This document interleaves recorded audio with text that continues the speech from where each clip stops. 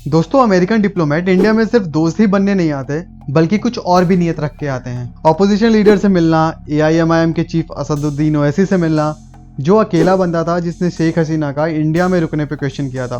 Opposition के किसी leader ने कुछ नहीं बोला था। फिर जम्मू कश्मीर के पॉलिटिक्स में इन्वॉल्व होना और हमारे पड़ोसी देश बांग्लादेश के साथ छुपी हुई इंटरफेरेंस। हम सबको पता है कि ये सिर्फ एक कोइंसिडेंस तो नहीं हो सकता। इन सारे एक्टिविटीज का होना इंडिया की तरफ एक बहुत बड़े साजिश का इशारा हो सकता है। इस वीडियो में आज हम वही कवर करेंगे। So let's begin. अमेरिका अपने आप को दादाजी समझता है, ये हम सबको पता है। ये वर्ड ये हर देश में जाता है और अपने आप को एज अ सेवियर रिप्रेजेंट करता है, जैसा कि इसे सब पता हो। चाहे वो मिडिल ईस्ट हो, चाहे वो एशिया हो, अफ्रीका हो, वेस्टर्न यूरोप हो। एक बार उस देश में यूएस की एंट्री हो गई तो वहाँ का पूरा पॉलिटिक्स का जो इक्वेशन होता है वो बिगड़ जाता है, वो चेंज हो जाता है और इसका यूएस फायदा उठाता है लॉन्ग टर्म्स में। तो ऐसे ही जेनिफर लार्सन जो है यूएस की काउंसिल जनरल, वो मिली रेवंत रेड्डी से जो कांग्रेस चीफ हैं तेलंगाना के। फिर आंध्र प्रदेश के चीफ मिनिस्टर चंद्रबाबू नायडू से मिली, जो जनरल इलेक्शंस में काफ़ी हाईलाइट हुए थे।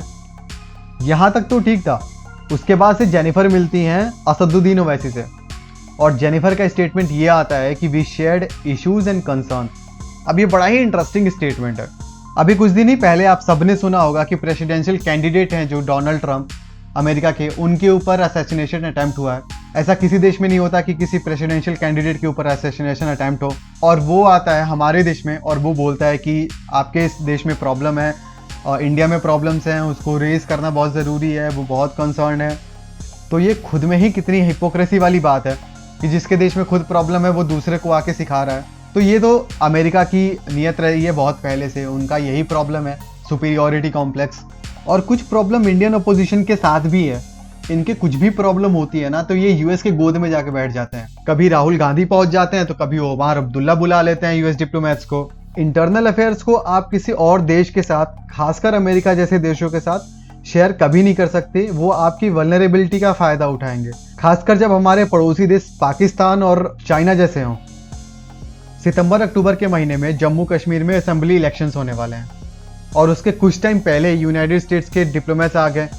उनमें से एक थे पॉलिटिकल अफेयर्स ग्राहम मायर और दूसरे थे फर्स्ट सेक्रेटरी गैरी एप्पलगर्थ। इनकी मुलाकात हुई national conference vice president Omar Abdullah से और डिस्कशन हुआ जम्मू कश्मीर के रीजन पे, वहाँ के टूरिज्म पे।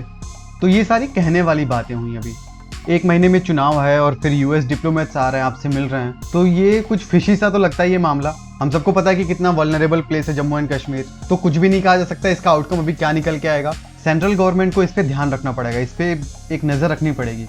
शेख हसीना का मामला तो अभी पिछले महीने का ही है, वहाँ पे यूएस का इन्वॉल्वमेंट होना बहुत ज़्यादा पॉसिबिलिटी बन के आती है, क्योंकि जितनी भी रेजिस्टेंट मूवमेंट चल रही थी हसीना के खिलाफ, एक्यूजेशंस हैं कि हमेशा से यूएस उस रेजिस्टेंस का एक पार्ट रहा है और कभी ना कभी तो ये बात निकल के ज़रूर आएगी। क्योंकि पास्ट में हमने देखा है कि यूएस अपने पेपर्स को रिलीज़ करता है पब्लिक के लिए कुछ साल के बाद से, 2-4 साल 10 साल के बाद से निकल के आता है।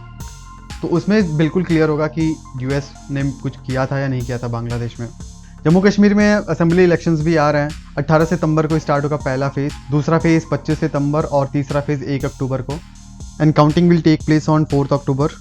तो ये थी आज की वीडियो गाइज। यूएस डिप्लोमेट्स का बैक टू बैक इंडिया में आना और उसके बाद से यहाँ के ओपोजिशंस के साथ मिलना, जम्मू कश्मीर में विजिट करना, एक सस्पिशन तो बिल्कुल क्रिएट कर देता है कि इतना फ्रीक्वेंट विजिट क्यों हो रहा है अपोजिशंस के पास में। बट गवर्नमेंट को ध्यान रखना होगा और अपनी पॉलिसीज को स्ट्रिक्ट करना पड़ेगा। और जो भी इसका अपडेट होगा I will cover in my video and will see you in the next one. Thanks for watching.